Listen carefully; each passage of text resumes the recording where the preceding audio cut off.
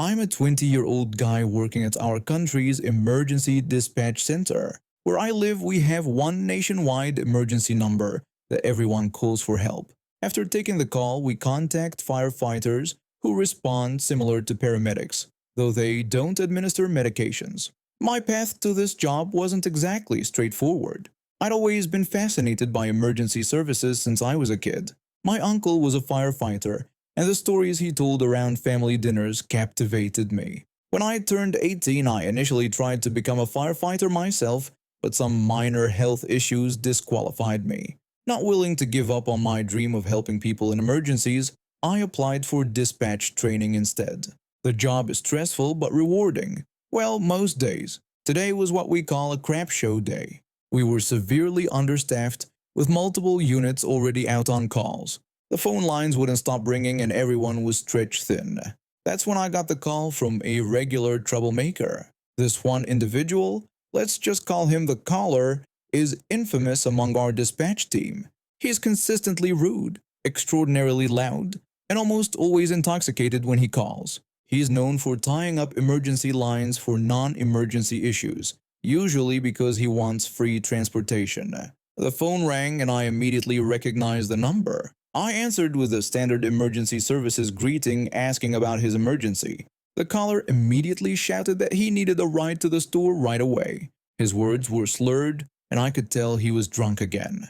I took a deep breath. I explained to him that this was an emergency line, reminded him that we'd discussed this before, and clarified that we weren't a taxi service. I suggested he call a cab instead, mentioning they would be cheaper than the fine he could get for misusing emergency services. The caller responded angrily, telling me not to tell him what to do and calling me a jerk. I maintained my composure and explained that while we do provide non-emergency medical transport for appointments like physiotherapy, those services need to be scheduled in advance, just like everyone else does. He complained that he didn't have money for a cab and argued that we were supposed to help people. I patiently explained that we do help people, but only in actual emergencies, and his need for a ride to the store didn't qualify as one.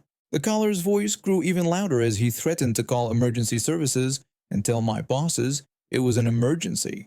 I replied that he could do that since he was a free citizen, but warned him that misusing emergency services was a serious offense. He defiantly told me to watch him and hung up. I knew exactly what was coming. Less than 2 minutes later, I received a call from the emergency hotline. The operator told me they needed emergency service at the caller's address for a reported case of alcohol poisoning. I recognized the address immediately and advised the operator that the individual at that address had just called, threatening to fake an emergency. I mentioned his history of aggressive behavior and suggested that the responding team might need additional support. About 50 minutes later, my radio crackled to life. It was one of my colleagues who had responded to the call. He asked me what was going on, wondering why the intervention team was arresting the caller and why there were so many police officers when the call was supposed to be about alcohol poisoning. I was confused too, so I asked for details. Apparently, when the police arrived with our emergency team, the caller had tried to force his way into the driver's seat of the police vehicle, insisting they drive him to his destination. When the officers refused, he became violent and actually punched one of the cops. The intervention team responded with force, subduing him in the process. The caller ended up being hospitalized with several broken bones. He's now facing charges for assaulting a police officer, misuse of emergency services, and public intoxication.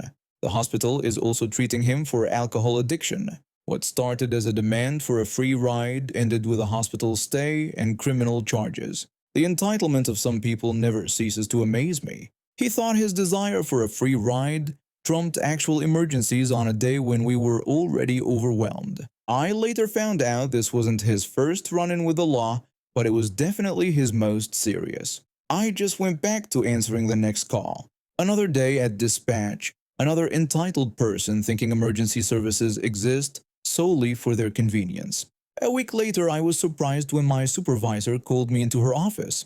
She explained that the police department had sent over the body camera footage from the incident with the caller. Apparently, they wanted to use it for training purposes, and they needed my statement to complete their report. When I watched the footage, I was shocked at just how belligerent the caller had been. On the video, he could be seen stumbling toward the police vehicle, yanking at the door handle, and slurring demands for a ride to the liquor store. When the officer denied his request, the caller took a wild swing that barely connected with the officer's shoulder. What followed was swift and by the book. The intervention team subdued him with textbook precision. My supervisor commended me for handling the initial call professionally and for warning the response team about potential danger. She mentioned that because of my warning, they had sent additional officers, which helped prevent the situation from escalating even further. I later heard that the caller was sentenced to 6 months in a rehabilitation facility as part of his plea deal. Some of my colleagues think he got off easy, but I hope the mandatory treatment helps him turn things around. Regardless, I've saved the recording of that call, not to mock him, but as a reminder of why we take every call seriously and why protocols matter. In emergency services, you never know when a routine call might turn dangerous or when an entitled demand might end with handcuffs and a hospital stay. I spent over 2 years working at a hotel where I got to know everything about how things run, especially when we changed to a new hotel brand. The training was tough and covered everything from helping guests to learning company rules. In the end, only 2 of us still worked there who had gone through that original training. Working at the front desk meant dealing with all types of people. Most guests were pleasant, but occasionally you'd encounter someone who thought their status entitled them to special treatment beyond what our policies allowed. One afternoon I arrived for my 3:11 shift and immediately noticed something was wrong. My 2 morning shift colleagues, both young women who had recently graduated high school, had clearly been crying. Their makeup was smeared all over their faces. Our front desk manager, who had only been with us for about 4 to 6 months, looked absolutely furious. I asked what was wrong. The front desk manager explained that we had a major jerk as a guest who was the highest level on the rewards program for the hotel chain. He described how this guest was constantly demanding free upgrades and freebies and screamed during every interaction with staff. He told me every department had called him complaining about this guest and that just now the man had come to the desk and screamed at my 2 colleagues until they were both crying. I felt terrible for my colleagues. They were sweet, innocent people who genuinely enjoyed helping guests. While my manager was explaining the situation, I looked up the guest's information in our system. As soon as I saw his details, a smile spread across my face. I pointed out to my manager that the guest was actually an employee of a different hotel. My manager acknowledged this but didn't see why it mattered. I explained that when traveling using an employee discount, guests are required to behave respectfully, as stated in the fine print on the discount form. I grabbed the form and showed it to my manager, pointing at specific text. I showed him where it said that failure to be respectful could lead to having an employee discount suspended or permanently revoked, and could even result in termination. I suggested that he call this guest's hotel, ask for the general manager, and explain who he was and what the guest was doing. I quickly looked up the hotel's phone number, called, and handed the phone to my manager. After a lengthy conversation, my manager hung up with an evil, satisfied smile. The manager told me that the guest's general manager was absolutely furious after hearing about everything the guest had done.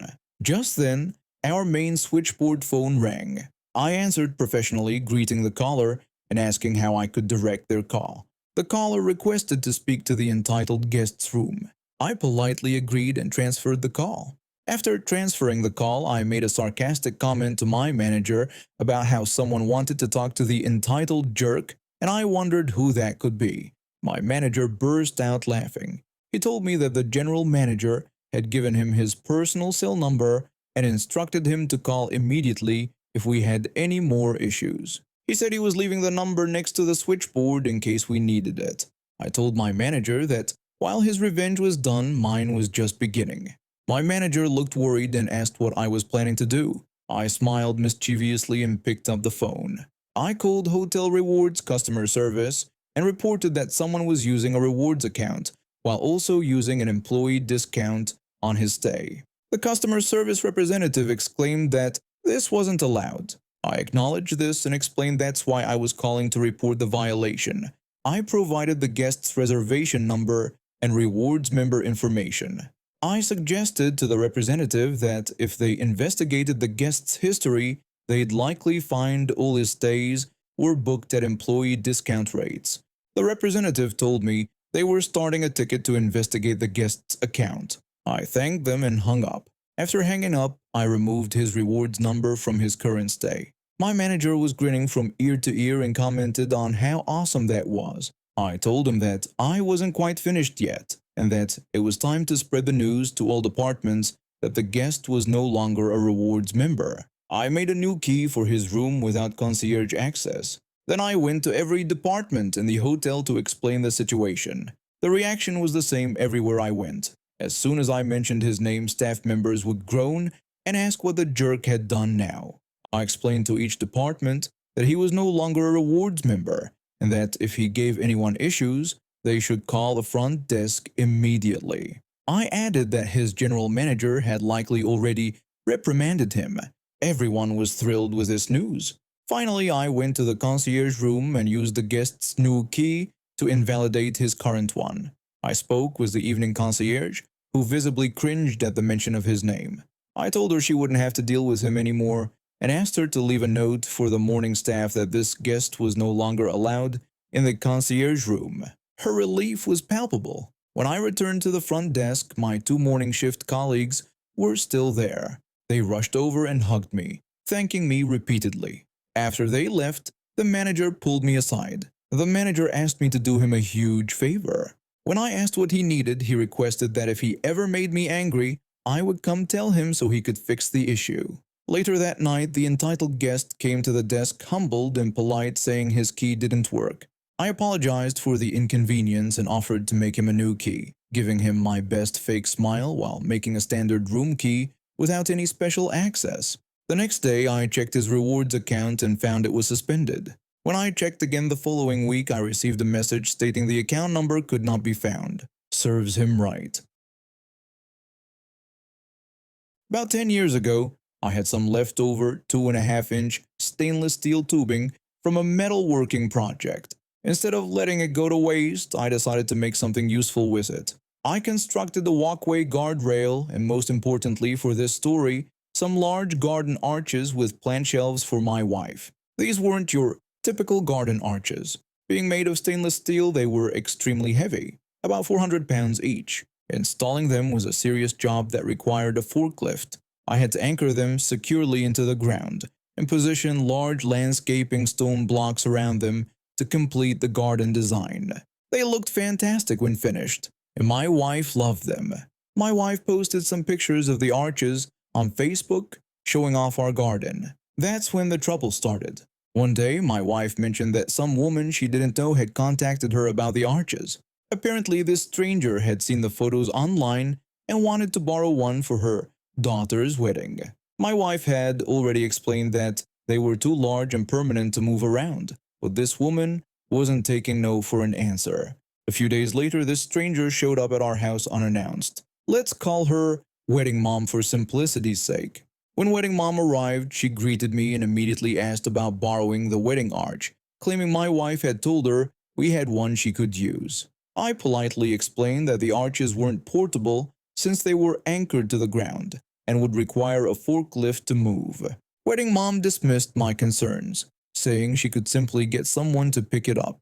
I tried again to make her understand, explaining that these weren't lightweight decorations. Each arch weighed about 400 pounds, required a forklift for installation, and was secured in concrete. I added that they wouldn't even fit in a pickup truck. She brushed off these practical issues and asked if I could arrange for a forklift to load it for her. By this point, my patience was wearing thin, as she clearly wasn't listening to anything I was saying. I explained that what she was asking was impossible.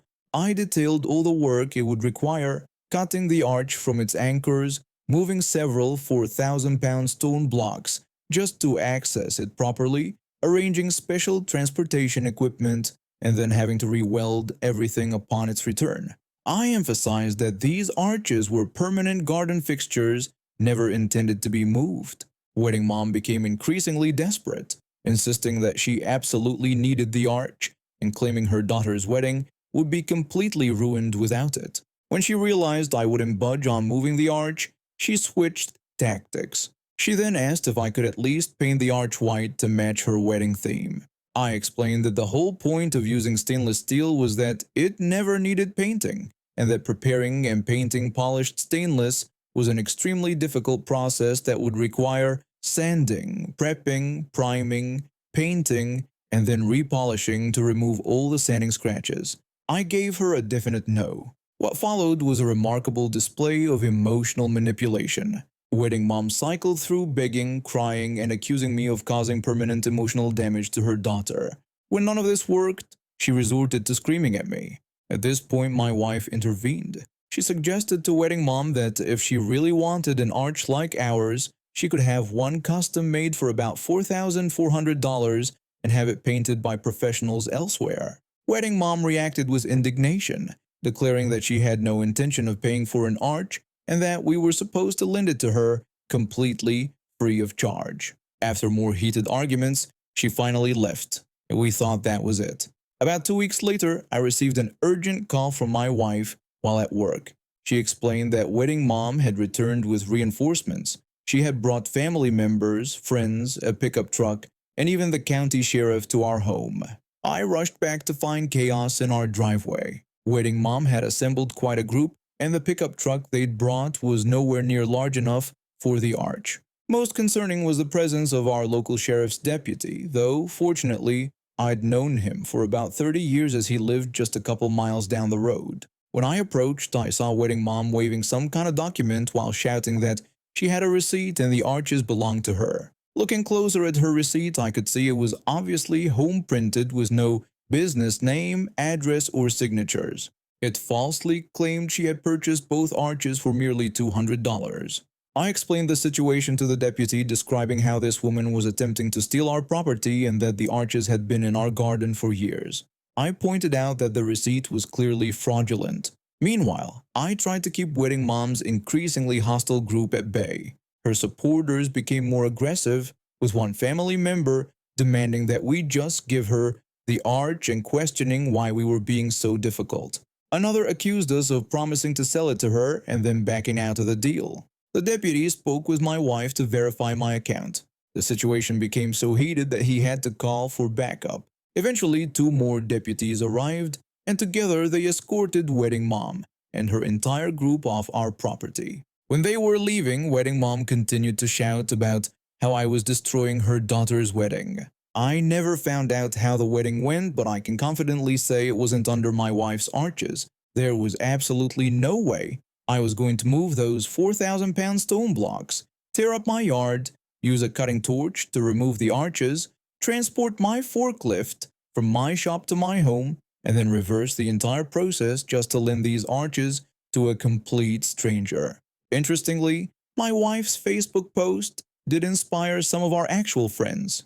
2 couples have since had their wedding photos taken under our arches, but the arches stayed exactly where they are, and there were no crazy mother of the brides involved.